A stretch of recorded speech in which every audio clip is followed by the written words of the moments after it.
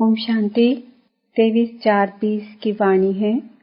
मीठे बच्चे, सबसे अच्छा दैवी गुण है शांत रहना, अधिक आवाज में न आना, मीठा बोलना। तुम बच्चे अभी टॉकी से मूवी से साइलेंस में जाते हो, इसलिए अधिक आवाज में न आओ। प्रश्न: किस मुख्य धारणा के आधार से सर्व दैवी गुण स्वतः आते जाएंगे? उत्तर: मुख्य है पवित्रता की धारणा। देवताएं पवित्र है, इसलिए उनमें दैवी गुण है। इस दुनिया में कोई में भी दैवी गुण नहीं हो सकते। रावण राज्य में दैवी गुण कहाँ से आए? तुम रॉयल बच्चे अभी दैवी गुण धारण कर रहे हो। गीत: भोलेनाथ से निराला कोई और नहीं। ओम शांति। अभी बच्चे समझते हैं कि बिगड़ी को बनाने वाला एक ही है। भक्ति मार्ग में अनेकों के पास जाते हैं, कितनी तीर्थ यात्राएं आदि करते हैं। बिगड़ी को बनाने वाला, पतितों को पावन बनाने वाला तो एक ही है। सद्गति दाता, गाइड, लिबरेटर भी वह एक है। अब गायन है, परंतु अनेक मनुष्य, अनेक धर्म, मठ, पंथ, शास्त्र होने के कारण अनेक रास्ता ढूंढते रहते हैं। सुख और शांति के लिए सत्संगों में जाते हैं ना। जो नहीं जाते वह मायावी मस्ती में ही मस्त रहते हैं। यह भी तुम बच्चे जानते हो कि अभी कलयुग का अंत है। मनुष्य यह नहीं जानते कि सतयुग कब होता है, अभी क्या है। यह तो कोई बच्चा भी समझ सकता है। नई दुनिया में सुख, पुरानी दुनिया में जरूर दुख होता है। इस पुरानी दुनिया में अनेक मनुष्य हैं, अनेक धर्म हैं। तुम कोई को भी समझा सकते हो। यह है कलयुग, सतयुग पास्ट हो गया है। वहाँ एक ही आदि सनातन देवी देवता धर्म था और कोई धर्म नहीं था। बाबा ने बहुत बार समझाया है, फिर भी समझाते हैं। जो आए उनको नई दुनिया और पुरानी दुनिया का फर्क दिखाना चाहिए। भल वह क्या भी कहे। कोई 10,000 वर्ष आयु कहते हैं, कोई 30,000 वर्ष आयु कहते हैं। अब उन्हों के पास तो है ही शास्त्रों की मत। अनेक शास्त्र, अनेक मत। मनुष्यों की मत है ना। शास्त्र भी लिखते तो मनुष्य है ना। देवताएं कोई शास्त्र नहीं लिखते। सतयुग में दैवी देवता धर्म होता है, उन्हों को मनुष्य भी नहीं कहा जा सकता। तो जब कोई मित्र संबंधी आदि मिलते हैं तो उनको बैठ यह सुनाना चाहिए। विचार की बात है। नई दुनिया में कितने थोड़े मनुष्य होते हैं, पुरानी दुनिया में कितनी वृद्धि होती है। सतयुग में सिर्फ एक देवता धर्म था, मनुष्य भी थोड़े थे। दैवी गुण होते ही हैं देवताओं में, मनुष्यों में नहीं होते हैं। तब तो मनुष्य जाकर देवताओं के आगे नमस्ते करते हैं ना। देवताओं की महिमा गाते हैं, जानते हैं वह स्वर्गवासी है, हम नरकवासी कलयुगवासी हैं। मनुष्य में दैवी गुण हो ना सके। कोई कहे फलाने में बहुत अच्छे दैवी गुण हैं, बोलो नहीं, दैवी गुण होते ही हैं देवताओं में, क्योंकि वह पवित्र है। यहाँ पवित्र न होने के कारण कोई में दैवी गुण हो ना सके, क्योंकि आसुरी रावण राज्य है ना। नए झाड़ में दैवी गुण वाले देवताएं रहते हैं, फिर झाड़ पुराना होता है। रावण राज्य में दैवी गुण वाले हो ना सके। सतयुग में आदि सनातन देवी देवताओं का प्रवृत्ति मार्ग था। प्रवृत्ति मार्ग वालों की ही महिमा गाई हुई है। सतयुग में हम पवित्र दैवी देवता थे, संन्यास मार्ग था नहीं। कितनी पॉइंट्स मिलती है, परंतु सभी पॉइंट्स किसकी बुद्धि में रह ना सके। पॉइंट्स भूल जाती है, इसलिए फेल होते हैं। दैवी गुण धारण नहीं करते हैं। एक ही दैवी गुण अच्छा है, जास्ती कोई से ना बोलना, मीठा बोलना, बहुत थोड़ा बोलना चाहिए, क्योंकि तुम बच्चों को टॉकी से मूवी से साइलेंस में जाना है, तो टॉकी को बहुत कम करना चाहिए। जो बहुत थोड़ा धीरे से बोलते हैं तो समझते हैं यह रॉयल घर का है। मुख से सदैव रत्न निकले। सन्यासी अथवा कोई भी हो तो उनको नई और पुरानी दुनिया का कॉन्ट्रास्ट बताना चाहिए। सतयुग में दैवी गुण वाले देवताएं थे। तुम सन्यासियों का धर्म ही अलग है, फिर भी यह तो समझते हो ना। नई सृष्टि सतो प्रधान होती है, अभी तमो प्रधान है। आत्मा तमो प्रधान होती है तो शरीर भी तमो प्रधान मिलता है। अभी है ही पतित दुनिया, सबको पतित कहेंगे। वह है पावन सतो प्रधान दुनिया। वही नई दुनिया स्व पुरानी होती है।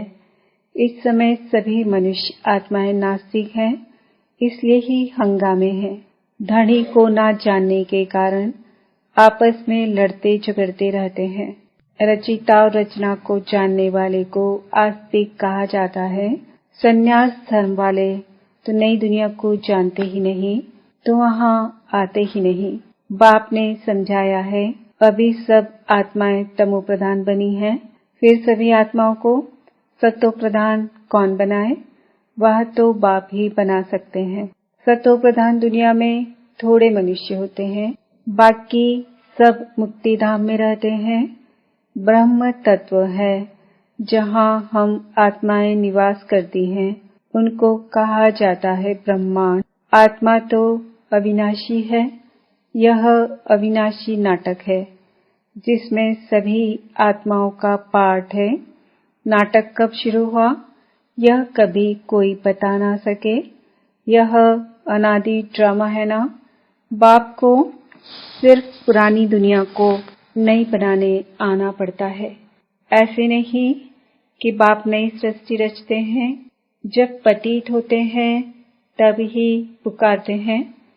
सतयुग में कोई पुकारते नहीं, है ही पावन दुनिया। रावण पतित बनाते हैं, परम पिता परमात्मा आकर पावन बनाते हैं। आधा आधा जरूर कहेंगे।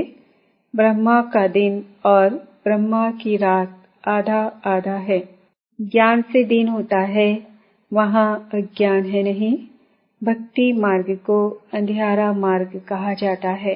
देवताएं पुनर्जन्म लेते लेते फिर अंधियारे में आते हैं, इसलिए इस सीढ़ी में दिखाया है मनुष्य कैसे सतो रजो तमो में आते हैं।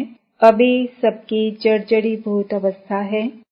बाप आते हैं ट्रांसफर करने, अर्थात मनुष्य को देवता बनाने। जब देवता थे तो आसुरी गुण वाले मनुष्य नहीं थे। अभी इन आसुरी गुण वालों को फिर देवी गुणों वाला कौन बनाए? अभी तो अनेक धर्म, अनेक मनुष्य हैं, लड़ते झगड़ते रहते हैं। सतयुग में एक धर्म है तो दुख की कोई बात नहीं। शास्त्रों में तो बहुत दंत कथाएं हैं जो जन्म जन्मांतर पढ़ते आए हैं। बाप कहते हैं यह सब भक्ति मार्ग के शास्त्र हैं, उनसे मुझे प्राप्त कर नहीं सकते। मुझे तो स्वयं एक ही बार आकर सबकी सद्गति करनी है। ऐसे वापस कोई जा ना सके। बहुत धैर्य से बैठ समझाना चाहिए, हंगामा भी ना हो। उन लोगों को अपना अहंकार तो रहता है ना। साधु संतों के साथ फॉलोअर्स भी रहते हैं। झट कह देंगे इनको भी ब्रह्मा कुमारियों का जादू लगा है। सयाने मनुष्य जो होंगे वह कहेंगे यह विचार करने योग्य बातें हैं। मेले प्रदर्शनी में अनेक प्रकार के आते हैं ना।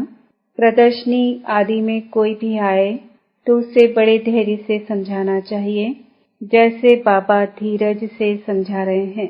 बहुत जोर से बोलना नहीं चाहिए। प्रदर्शनी में तो बहुत इकट्ठे हो जाते हैं ना। रचना के आदि मध्य अंत का ज्ञान रचिता बाप ही समझाते हैं। बाकी तो सब नेति नेति ही करके जाते हैं। कोई भी मनुष्य जा ना सके। ज्ञान से सद्गति हो जाती, फिर ज्ञान की दरकार नहीं होती। यह नॉलेज सिवाय बाप के कोई समझा ना सके। समझाने वाला कोई बुजुर्ग होगा तो मनुष्य समझेंगे, यह भी अनुभवी है। जरूर सत्संग आदि किया होगा। कोई बच्चे समझाएंगे तो कहेंगे यह क्या जाने, तो ऐसे ऐसे को बुजुर्ग का असर पड़ सकता है। बाप एक ही बार आकर यह नॉलेज समझाते हैं, तमो प्रधान से सतो प्रधान बनाते हैं। माताएं बैठ उनको समझाएंगी तो खुश होंगे। बोलो, ज्ञान सागर बाप ने ज्ञान का कलश हम माताओं को दिया है, जो हम फिर औरों को देते हैं। बहुत नम्रता से बोलते रहना है। शिव ही ज्ञान का सागर है, जो हमको ज्ञान सुनाते हैं। कहते हैं, मैं तुम माताओं द्वारा मुक्ति, जीवन मुक्ति के गेट्स खोलता हूँ और कोई खोल ना सके। हम अभी परमात्मा द्वारा पढ़ रहे हैं, हमको कोई मनुष्य नहीं पढ़ाते हैं। ज्ञान का सागर एक ही परम पिता परमात्मा है। तुम सब भक्ति के सागर हो, भक्ति की अथॉरिटी हो, न कि ज्ञान की। ज्ञान की अथॉरिटी एक मैं ही हूँ। महिमा भी एक की करते हैं। वही ऊंचते ऊंच है, हम उनको ही मानते हैं। वह हमको ब्रह्मा तन से पढ़ाते हैं, इसलिए ब्रह्मा कुमार कुमारियां गाए हुए हैं। ऐसे बहुत मीठे रूप में बैठ समझाओ। भल कितना भी पढ़ा हुआ हो, ढेर प्रश्न करते हैं। पहले पहले तो बाप पर ही निश्चय कराना है। पहले तुम यह समझो, रचता बाप है व नहीं। सभी का रचिता एक ही शिव बाबा है। वही ज्ञान का सागर है। बाप टीचर सदगुरु है। पहले तो यह निश्चय बुद्धि हो कि रचता बाप ही रचना के आदि मध्य अंत का ज्ञान देते हैं। वही हमको समझाते हैं। वह तो जरूर राइट ही समझाएंगे, फिर कोई प्रश्न उठ ना सके। बाप आते ही हैं संगम पर, सिर्फ कहते हैं मुझे याद करो तो पाप भस्म हो जाए। हमारा काम ही है पतित को पावन बनाने का। अभी तमो प्रधान दुनिया है। पतित पावन बाप बिगर कोई को जीवन मुक्ति मिल न सके। सभी गंगा स्नान करने जाते हैं तो पतित ठहरे ना।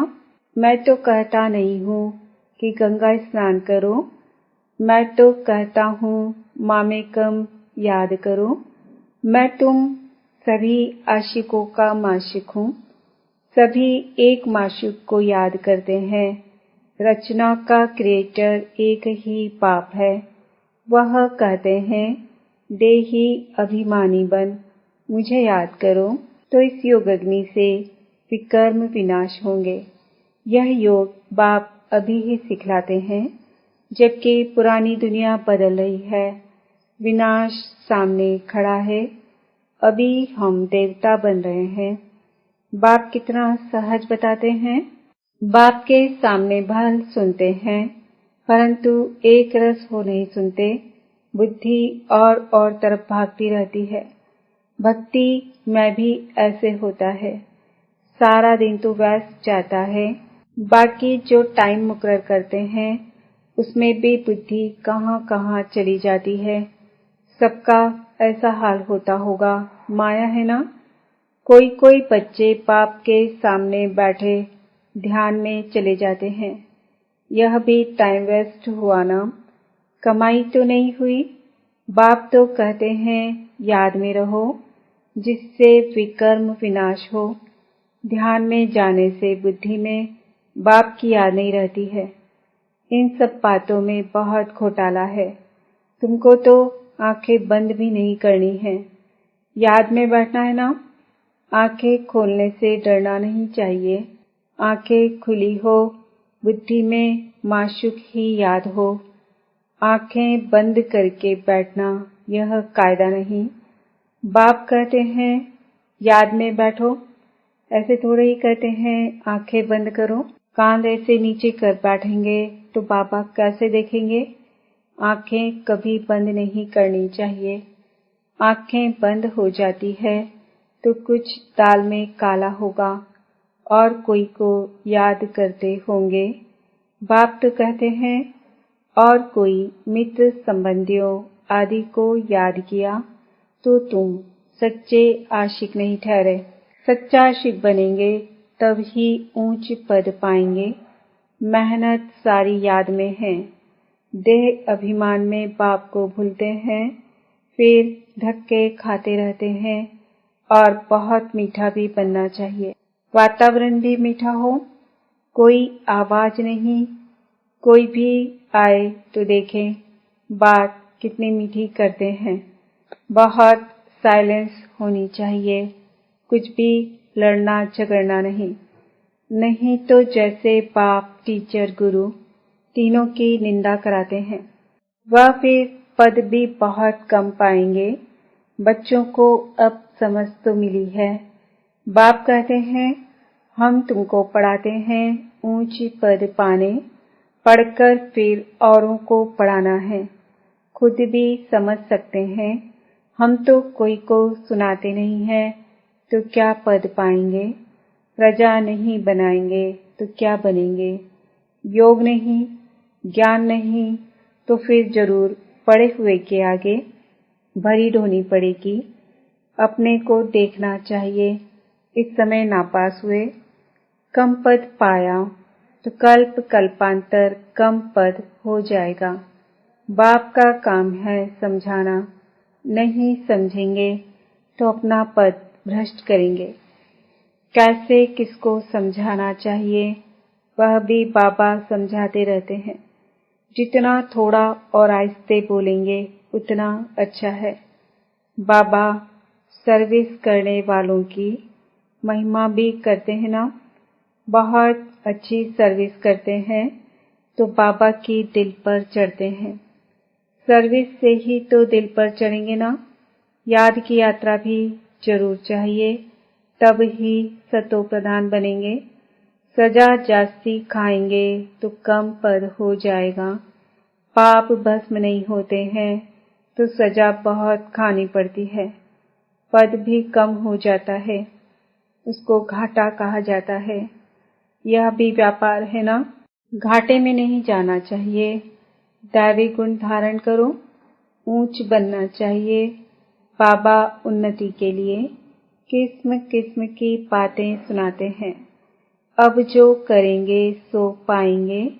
तुमको फरिश्तानी बनना है। गुण भी ऐसे धारण करने हैं। अच्छा, मीठे मीठे सिक्किलदे बच्चों प्रति माता पिता बाप दादा का याद प्यार, गुड मॉर्निंग, नमस्ते, ओम शांति। हम बच्चों का भी बाप दादा को याद प्यार, गुड मॉर्निंग, नमस्ते, ओम शांति।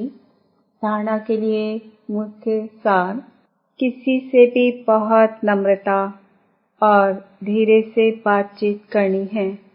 बोलचाल बहुत मीठा हो, साइलेंस का वातावरण हो, कोई भी आवाज ना हो, तब सर्विस की सफलता होगी। सच्चा सच्चा आशिक बन एक माशूक को याद करना है। याद में कभी आंखें बंद कर कांध नीचे करके नहीं बैठना है। देही अभिमानी होकर रहना है।